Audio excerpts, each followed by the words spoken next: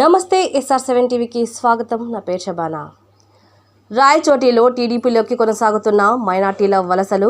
నిన్న మాజీ municipal chairperson నసీబుల్ Khanam cooption సభ్యులు సలావుద్దీన్ చేరిక.